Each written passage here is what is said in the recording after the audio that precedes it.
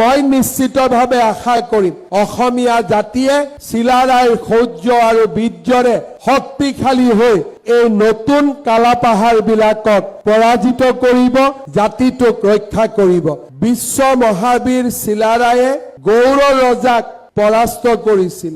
গৌৰ ৰজাই কামাখ্যা মন্দিৰ ভাঙিছিল আৰু আজি আমাৰ সমাজলৈ বাংলাদেশৰ পৰা অহা এই অচিনাকি লোকসকলে এনে বহুত মন্দিৰ নামঘৰ দখল কৰি কালাপাহাৰৰ ৰাস্তাৰে খোজ কাঢ়িবলৈ আৰম্ভ কৰিছে। দেশত যেতিয়া কালাপাহাৰৰ জন্ম হয় তেতিয়া দেশত বিশ্ব মহাবীৰ চিলাৰায়ৰো জন্ম হয় আৰু মই নিশ্চিতভাৱে আশা কৰিম অসমীয়া জাতিয়ে চিলাৰায়ৰ শৌৰ্য আৰু বীৰ্যৰে শক্তিশালী হৈ এই নতুন কালাপাহাৰবিলাকক পৰাজিত কৰিব, জাতিটোক ৰক্ষা কৰিব।